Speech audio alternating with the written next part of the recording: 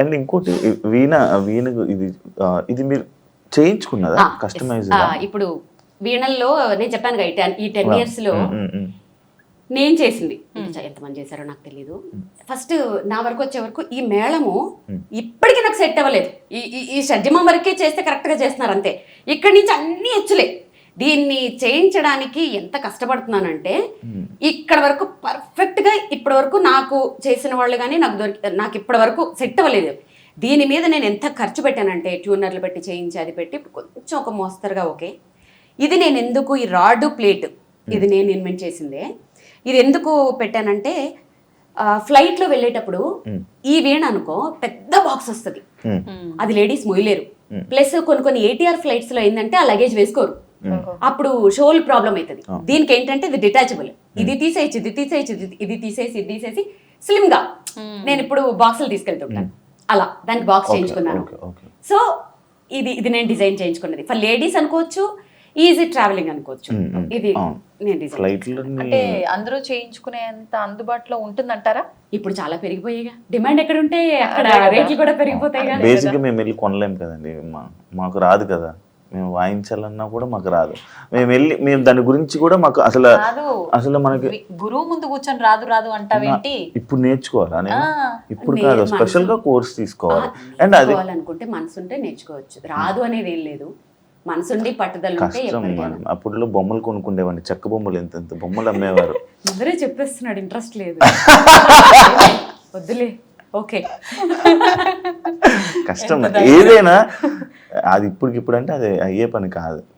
అలా అనుకులే, చాలా మంది ఇప్పుడు స్టార్ట్ చేసి ఇంట్రెస్ట్ తో ముందుకు వచ్చే వాళ్ళు చాలా ఉంటారు. 50 above వాళ్ళు కూడా మోకాళ్ళ నొప్పులు వచ్చినా సోఫాలో కూర్చొని ఇక్కడ స్టూల్ పెట్టుకుని వాయించుకుంటున్నారు. వీణ అని టైప్ చేయి యూట్యూబ్ లో, పాత వీణలు నాకు మెసేజ్లు పెడుతుంటారు కదా, మీ వీణలు చూసి నేను చిన్నప్పుడు నేర్చుకున్నాను, వీణ మళ్ళీ తీశాను, వాయించుకుంటున్నాను అని.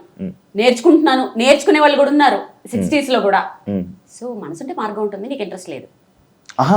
నాకు మనసు ఉంది, కాకపోతే ఇప్పుడు చాలా మనసు బయట బోల్డ్ ఉంది కదా. అంత ఎక్కువ కష్టపెట్టకలేని మనసుని అర్థమైంది. మీరు చెప్పిన దాన్ని బట్టి ఎక్కడికక్కడికి ఇది డిటాచ్ అన్నారు. ఆల్రెడీ మీరు ముందే చెప్పారు ఇవన్నీ నాకు ఇంకా ఇప్పటికే సెట్ అవ్వలేదు అని చెప్పి.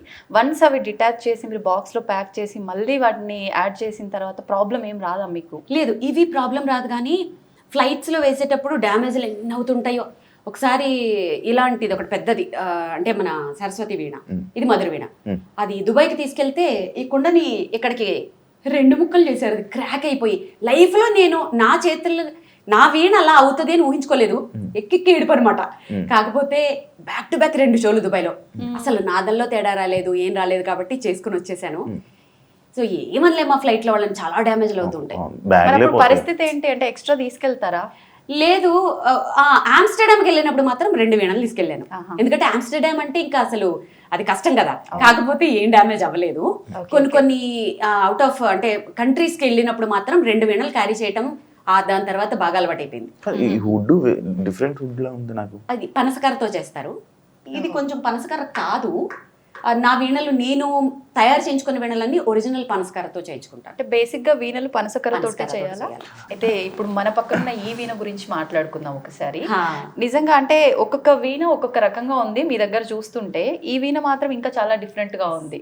పెయింటింగ్ అంతా కూడా కనిపిస్తుంది. నాకే ఇప్పుడు టెస్ట్ మోస్ట్లీ కాస్ట్ రివీల్ చేయొద్దు కానీ ఆర్టిస్ట్ పేరు చెప్తే అంటే పెయింటింగ్స్ ఆర్ట్స్ గురించి ఇంట్రెస్ట్ ఉండే వాళ్ళు ఈజీగా గెస్ట్ చేసేస్తారు. ఇది చేసింది రమేష్ గోర్జాల, ఫేమస్ కలంకారీ ఆర్టిస్ట్. నాకు ఈ వీణని నా క్లోజ్ ఫ్రెండ్ శ్రీమతి హరిత గారు IAS నాకు గిఫ్ట్ చేశారనమాట. ఆవిడ 3 నెలలు దాని మీద కూర్చొని, ఆవిడ చాలా మంచి ఆర్టిస్ట్, ఆవిడ ఒక మంచి అంటే కళలు అంటే ఆవిడ చాలా ఇష్టం. 3 నెలలు తెలుసా, అసలు ఎక్కడ ఏది కావాలి, ఎలా కావాలి, ఇంచు టు ఇంచు నాకు ప్రజెంట్ చేయాలని చెప్పి ఆవిడ పడ్డ కష్టము. అందుకనే దీన్ని నేను అసలు ఒక ప్రెషియస్ అప్రూపంగా చూసుకుంటాను నేను. ఇంకొకటి తెలుసా, నీతా అంబానీ గారు ఈ వీణ తీసుకురమ్మని చెప్పారు అంబానీ గారి షోలో. నేను చెప్పాను నా వల్ల కాదు, ఫ్లైట్ లో నేను తీసుకురాను, రిస్క్ చేయనంటే యాక్చువల్లీ ఈ వీణతోటే ఆంటిల్లలో ఫస్ట్ ప్లాన్ ఏంటంటే ఆంటిల్లలో నా ప్రోగ్రామ్ ఉండే, ఓకే ఈ వీణకి అరేంజ్ చేస్తామని చెప్పారు, అదంతా అయిపోయింది. తర్వాత అది యాంటిల్లా నుంచి మ్యారేజ్ డేకి మారింది కదా. పోస్ట్ అదే ఇదైపోయింది, మారిపోయింది. Okay. అప్పుడు ఈ వీణ తీసుకెళ్ళిపోయాను. అసలు మీకు ఎలా వచ్చింది ఆఫర్ అంబానీ వారి మ్యారేజ్ లోని? ఏమో వాళ్ళ కోఆర్డినేటర్ 5 ఏళ్ల నుంచి ఎవరో కాల్ చేస్తున్నారు, సరే అది అది వాళ్ళు నాకు- మనకెందుకు చేస్తారా అని అలా అనుకోలేదు. నేను చెప్పినవన్నీ వాళ్ళకి నేను ఎక్కడ కొంచెం కాంప్రమైజ్ అవ్వను. ఫోన్ చేసి మేము సాంగ్స్ లిస్ట్ ఇస్తాం అది వాయించాలి అని అంటే ఆమెకు చెప్పాను, ఆ ఆర్గనైజర్ ఎవరైతే ఉంటారో. ఒక ఆర్టిస్ట్కి ఎప్పుడైనా ఫోన్ చేసినప్పుడు మీకేం కావాలో వాయించొద్దు, ఆర్టిస్ట్కి నచ్చింది వాయించిపించుకోండి, అప్పుడు అవుట్పుట్ బాగుంటుంది. వాళ్ళు ఏం బాగా వాయించగలరు, వాళ్ళు ఏం బాగా పర్ఫామ్ చేయగలరు వాళ్ళకి తెలుసు, మీరు డిమాండ్ చేయకూడదు, అలా నేను చేయనని చెప్పి కొన్నిసార్లు రిజెక్ట్ చేశాను. కొన్ని ఏదో ఎక్కడో బయట అంటే అలా రిజెక్ట్ చేశాను. 5 years నుంచి కాల్స్ వస్తూనే ఉన్నాయి.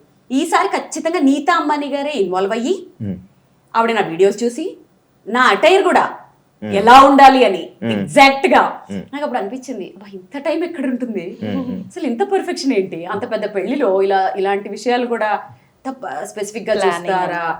అసలు వాళ్ళే చూస్తారు మేడం. నిజంగా ఏంటి, ముందు రోజు నేను రిహార్సల్కి వెళ్తే తెల్లవారుజామున 3 వరకు అక్కడ ఉంటారట, మళ్ళీ మధ్యాహ్నం వచ్చేసారు ఫ్యామిలీ.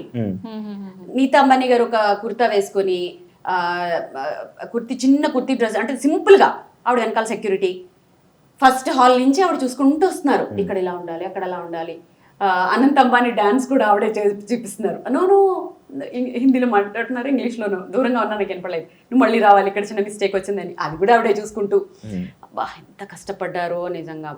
అవే అంత పర్టికులర్గా చూసుకుంటారు, అంత కమిట్మెంట్ అంత పర్ఫెక్షన్ ఉంటుంది కాబట్టే ఎవరైనా హై పొజిషన్స్ లో ఉంటారు అని నేను నమ్ముతాను. ఇప్పుడు మీరు అన్నట్లు అంటే వాళ్ళు చెప్పినవి చేయొద్దు, ఆర్టిస్ట్కి నచ్చినవి చేపిస్తే అవుట్పుట్ బాగుంటుంది. ఇది నిజంగా వాస్తవం అనిపించింది మీరు చెప్పిన తర్వాత. మీరు చూస్ చేసుకునేది అంటే జనాలకి ఇది వినటానికి ఇంపుగా ఉంటుంది అనేది చూస్ చేస్తారా, ఆ ఈవెంట్కి తగ్గట్టుగా ఉండేటట్టు చూస్ చేస్తారా? ఈవెంట్కి తగ్గట్టుగానే, ఆ జనాలకి ఏది ఇష్టమో నాకు తెలుస్తుంది కదా. ఇప్పుడు క్లాసికల్ కచేరీలో క్లాసికల్ వాయించుకోవాలి, ఇలాంటి కొన్ని కమర్షియల్ వాటిల్లో ఏంటంటే ఇప్పుడు నేను ఎందరో మహానుభావులు వాయిస్తానంటే ఇప్పుడు శివ ఎవరా మహానుభావులు అంటాడు, ఖచ్చితంగా అంటాడు. శివ లాంటి వాళ్ళు కూడా ఉంటారు, అది తప్పు కాదు, వాళ్ళకి నాలెడ్జ్ లేదు. నీకు తెలుసా అంటే నీకు సంగీతం గురించి నాలెడ్జ్ కాబట్టి ఫోర్స్ చేయకూడదు వాళ్ళకి. అదే ఇప్పుడు నేను తందనానా వాయిస్తే చక్కగా ఎంజాయ్ చేస్తాను, ఏ సినిమా పాటలు వాయిస్తే ఎంజాయ్ చేస్తాను. నేను అనేది ఏంటంటే నేను అసలు ఈ జోన్లోకి ఎందుకు వచ్చానంటే అసలు వాడకుండా మూలపడేసి తుప్పు పట్టేసే కంటే ఏదో ఒకటి వాయించచ్చు పిల్లల చేత. ఆ వీణని వాడండి, వాడితే ఇంట్లో అదొక సెంటిమెంట్ కూడా, సరస్వతి వైజ్ కూడా. దాన్ని ఏదో కొనేసామా అక్కడ పెట్టేసామా తీగలు తెగిపోయి మొత్తం బూజు పట్టిపోయి అలా కాకుండా ఏదైనా వాయించండి, ఏదైనా వాడండి. వాడడం ఈజ్ ఇంపార్టెంట్. సంగీతమే సంగీతం, దాంట్లో సినిమా పాటల సంగీతం నీచం, క్లాసికల్ అదమం, అది ఉత్తమం, ఇవన్నీ నాకు నచ్చవు. ఏ సంగీతమైనా సంగీతమే. ఓకే, సో నేను కట్టుబడి ఉంటాను. సో ఇప్పుడు చాలా మందిలో మార్పు వచ్చేసింది యాక్చువల్గా. ఇప్పుడు ఎవ్వరు మాట్లాడట్లేదు అలా, ఏది వాయించినా ఆడియన్స్ యాక్సెప్ట్ చేస్తున్నారు. ఈవెన్ దో క్లాసికల్ విద్వాంసులు కూడా యాక్సెప్ట్ చేస్తున్నారు. యాక్చువల్లీ ఇప్పుడున్న జనరేషన్ మొత్తం ఓల్డ్కి వెళ్తుంది అన్నమాట. ఎగ్జాక్ట్లీ. ఒకప్పుడు అవి మనం అన్ని వదిలేసి వచ్చాము, ఇప్పుడు మళ్ళీ అక్కడికి అది ఇంట్రెస్ట్ చూపిస్తున్నారు. ఎందుకంటే మనం రూట్స్ చూపించాలి. ఇప్పుడు దీంట్లో బ్యూటీ ఉంది, ఇలా దీంట్లో లైఫ్ ఉంది, దీంట్లో ఫేమ్ ఉంది అని మనం చూపిస్తే ఏమవుతుంది, ఓహో దీంట్లో ఇంత ఫేమ్ వచ్చింది కదా మనం కూడా ఫేమస్ అయిపోవాలి, వీణ వాయించాలి.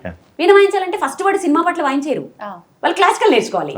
సో బేసిక్ క్లాసికల్ వస్తుంది, క్లాసికల్ తర్వాత ఇది వస్తుంది, మొత్తానికి వాడికి ఏదో సంగీతం వస్తుంది. ఇంత మాట్లాడిన తర్వాత ఒక చిన్న స్వరం ఏదైనా వినాలనిపిస్తుంది.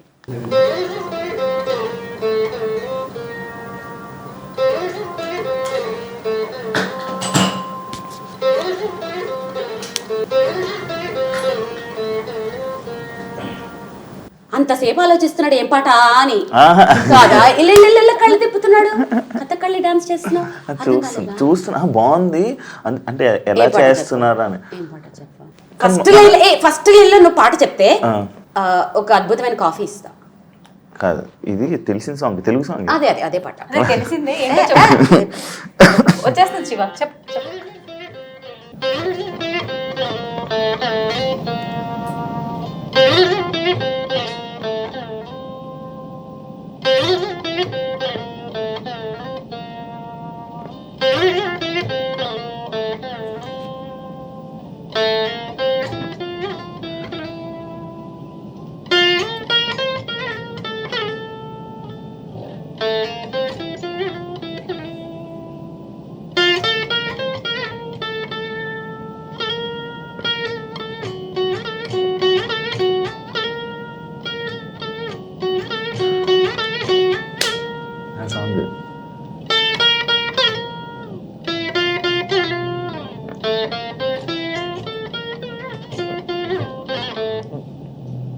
అమ్మ బాబోయ్ ఇప్పటికి కూడా వెలగలేదు శివకి. మీకేమైనా అర్థమైందా? వచ్చేసింది ఇది. చెప్పు. సాంగ్ రావట్లేదు నోట్లో ఉంది. విజిత మనం వెళ్ళి కాఫీ తాగుదాం. యాక్చువల్లీ నీకు లేదు కాఫీ? అయ్యో అవును కదా. సాంగ్ చెప్పావా? యాక్చువల్లీ సరే మీరు వెళ్ళండి అయితే. సరే